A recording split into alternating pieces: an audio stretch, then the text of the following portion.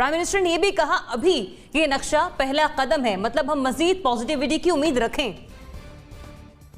میرا اپنا جو مسئلہ ہے وہ یہ ہے کہ کیا دنیا قبول کر لے گی، کیا انٹرنیشنل ایڈریس میں یہ نقشہ شامل ہو جائے گا، جہاں ہر نقشے پر ڈسپیوٹڈ لکھا ہوا ہوتا ہے۔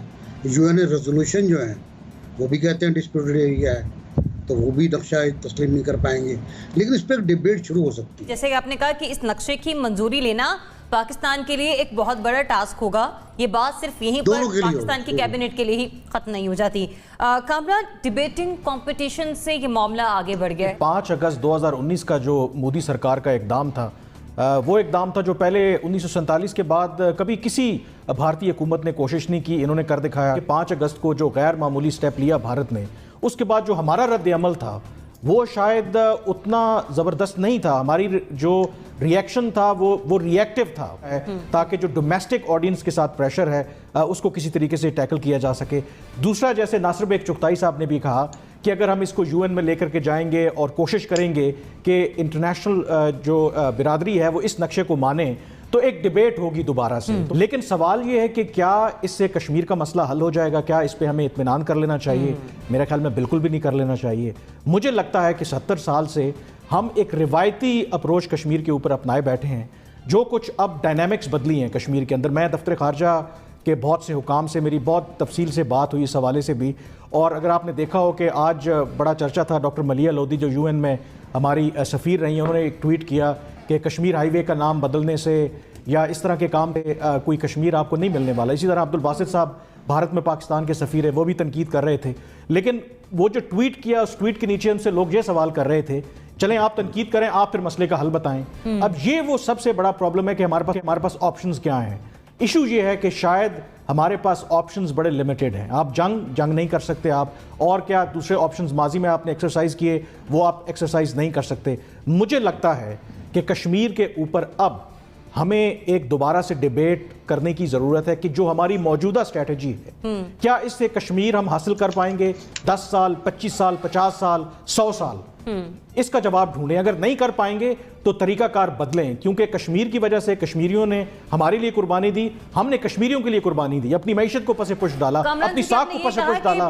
تو میرے خیال میں اس وقت کو مزید اچھی طریقے سے پرفارم کرنا پڑے گا، اس پر بات کرنی اچھے طریقے سے بھی، اور ریئیکٹیو اپروچ نہیں ہے کہ بھارت ایک سٹیپ لیتا ہے پھر ہم اس کے بعد سوچتے ہیں 1 سال کے بعد پھر سٹیپس لیتے ہیں۔ آپ نے یہ سوچنا ہے کہ کشمیر کے حل کی طرف اگر جانا ہے تو کیا آپ کی موجودہ حکمت عملی کیا وہ کارگر ثابت ہوگی، اس کے اوپر سوچیں۔ اگر نہیں ہے کارگر تو پھر اپنا پینترا بدلیں، طریقہ بدلیں، تاکہ اس مسئلے سے نکلیں۔ کیونکہ کشمیر کی وجہ سے آپ مت بھولیں، کیونکہ بھارت پاکستان کے مقابلے میں بڑا ملک ہے، اس نے ایبزارب کر لیا جتنا اس کا خرچہ آ رہا ہے، پاکستان نہیں وہ برداشت کر پا رہا۔ تو اس پر میرے خیال میں ہمیں سوچنے کی ضرورت ہے کہ اب ہم 70 سال سے جو ایک ہی طریقے کی اسٹریٹجی اپناتے ہیں، ایک دن آتا ہے مناتے ہیں، تقریریں کرتے ہیں، کچھ اور کرتے ہیں، اور اس کے بعد خاموش ہو جاتے ہیں، اس کو چینج کرنے کی ضرورت ہے میرے خیال میں۔ Zunaira is also with us. Zunaira, thanks for joining us. ہم بات کریں یہاں پر کشمیر کے معاملے پر کہ جو فیصلہ آج سامنے آیا کہ مقبوضہ کشمیر پاکستان کے نقشے میں شامل کر لیا گیا، خوشائند ہے، پاکستانی سے سراہ بھی رہے ہیں، لیکن ساتھ ہی ساتھ ہم اس نتیجے پر بھی پہنچے کہ ذمہ داری بڑھ گئی ہے، تقریروں سے آگے بڑھ کر کچھ کرنے کا پریکٹیکلی یہ موقع آ چکا پاکستان کے لیے بھی۔ آپ سمجھتے ہیں کہ واقعی پاکستان پر عملاً یہ ذمہ داری پڑ گئی ہے پہلے کی نسبت؟ ٹھیک، مزمل سہروردی صاحب، ٹھیک 1 سال بعد پاکستان کی طرف سے بڑا بولڈ سٹیپ لیا گیا ہے کشمیر کے معاملے پر، آپ کس طرح سے اس پر انالیسس دیں گے؟ یہ ذمہ داری کس حد تک بڑی ہے پاکستان کے لیے آنے والے دنوں میں؟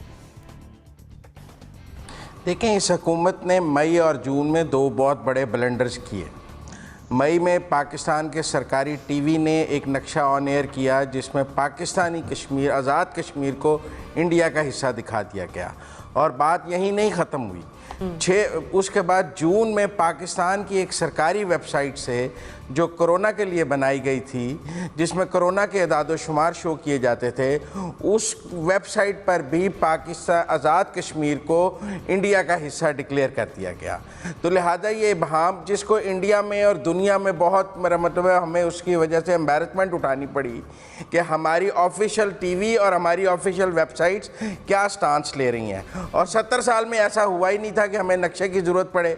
ये नई हुकूमत आई है जिनको नक्शों का पता ही नहीं था, जिनको पाकिस्तान का पता ही नहीं था, और 2 माह में इन्होंने 2 जगह ऑफिशियली पाकिस्तान का गलत नक्शा प्रेजेंट किया।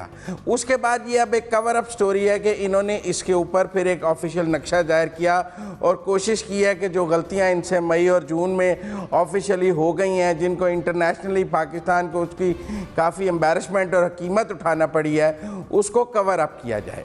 पहली बात तो हमें ये समझनी चाहिए और अपने गिरबान में झांक कर देखना चाहिए कि ये क्या हो रहा है, खुद एहतसाबी भी कोई चीज़ है। दूसरी बात यह है कि हमने आज मकबूजा कश्मीर को पाकिस्तान का हिस्सा दिखाया है। मैं समझता हूँ बहुत अच्छी बात है, लेकिन एक एडमिनिस्ट्रेटिव ऑर्डर से दिखाया है। 5 अगस्त को इंडिया ने लेजिस्लेशन से किया जो किया। अगर आपने यही नक्शा करना था तो इसे कौमी असम्बली और सेनेट से अप्रूव करा लें और बाकायदा एक इसके ऊपर लेजिस्लेशन करके ले आते। ऐसे नक्शे एडमिनिस्ट्रेटिव ऑर्डर से तो नहीं लाए जा सकते। अगर आपने पाकिस्तान के नक्शे में कोई तब्दीली करनी है तो उसके लिए कानून साजी कर लें। मैं ये भी नहीं मानता कि 70 साल पाकिस्तान का कोई नक्शा ही नहीं था। पाकिस्तान का नक्शा ऑफिशियल मैप मौजूद था जिसमें इंडियन ऑक्युपाइड कश्मीर को डिस्प्यूटेड टेरिटरी हम डॉट से शो करते थे और यही यूएन में हमारा स्टांस था। अब यूएन में जब हमने मकबूजा कश्मीर को अपना हिस्सा डिक्लेयर कर लिया है तो हमारा स्टांस अब यूएन रेजोल्यूशंस पे क्या रह गया? अब वो पाकिस्तान का अटूट अंग है, इंडिया कहता है हमारा अटूट अंग है, तो अब यूएन तो बीच में से निकल गया ना इस नक्शे के बाद। मेरा नहीं ख्याल इसके बाद यूएन में हमारा क्या स्टांस रह जाएगा। तो मेरे ख्याल में सिर्फ पजीराई की बात नहीं है, इसकी बड़ी रिपरकशंस है और ये नक्शा इस तरह दुनिया कबूल कर लेगी वो एक अलग बात है। हमारा यूएन का स्टांस कहाँ पे चला गया? जो 2 नक्शे हमने गलत किए उसकी पाकिस्तान में क्या इंक्वायरी हुई, क्या सजाएं हुई? 2 जूनियर लेवल के अफसर निकाल के तो सजाएं नहीं हो सकती हैं और आप मेरा मतलब है उस पर कवर अप स्टोरी नहीं डाल सकते हैं। मतलब आप ही कह रहे हैं जिम्मेदारी जो कि तुम्हें जिम्मेदारी बड़ी नहीं था तो कौमी असेंबली से करते। वो ये है कि हमारा ग्राउंड पे जो सिचुएशन है वो और नक्शा इसमें कुछ फ़र्क है। ग्राउंड में ये है कि एक्चुअली हमारी आज़ाद कश्मीर की गवर्नमेंट मौजूद है जो कि आज़ाद गवर्नमेंट है। नक्शा ये दिखा रहा है कि ये पाकिस्तान का हिस्सा है। वहाँ पे वज़ीर आज़म है, अपनी असम्बली है उनकी और अपना एक है वो हम उसको शामिल करके इधर नहीं दिखा रहे। भारत ने उसका ज़मीन पे भी एक ग्राउंड पे स्टेटस चेंज कर दिया, उसको यूनियन टेरिटरीज बना के तो नक्शे में ये तब्दील किया है।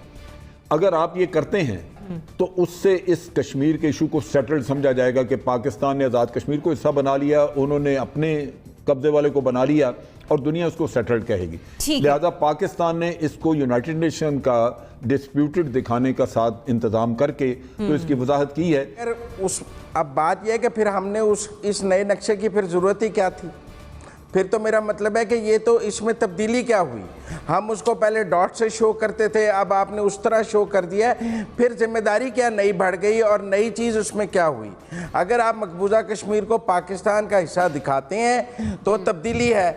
आप कह सकते हैं हमने नया नक्शा जारी किया है और अगर वो डिस्प्यूटेड टेरिटरी है तो हम तो 70 साल से उसको डिस्प्यूटेड टेरिटरी कह रहे हैं। फिर मुझे समझ नहीं आई नई बात क्या है। नई बात तो ये है कि आपके सरकारी इदारे चूंकि गलत नक्शे दिखा रहे थे तो लिहाजा आपने उनके लिए एक नया नक्शा जारी कर दिया कि ये इस्तेमाल कर लें। मुजम्मिल साहब ये भी आपको समझा देते हैं। वो ये है किस्सा कि इंडिया ने नक्शा अपना इशू किया जिसमें उन्होंने अपनी टेरिटरी उसको डिक्लेयर किया और दिखा दिया, उसमें डिस्प्यूटेड नहीं लिखा। उन्होंने लेजिस्लेशन से शुरू किया, एक सेकंड, एडमिनिस्ट्रेटिव ऑर्डर से नहीं शुरू किया। नहीं उनका हमारे स्टांस में फर्क है। वो यूएन रेजोल्यूशंस को नहीं मानते, हम यूएन रेजोल्यूशंस को मानते हैं। वो यूएन रेजोल्यूशंस का जिक्र नहीं करते, वो यूनाइटेड नेशन से बाहर निकल जाते हैं। बात सुन लीजिए ना, वो कहते हैं ये बाइलेटरल मामला है, हम कहते हैं हमने यूनाइटेड नेशन जाना है। मतलब यहाँ पर हम इंडिया बात तो सुन लेना।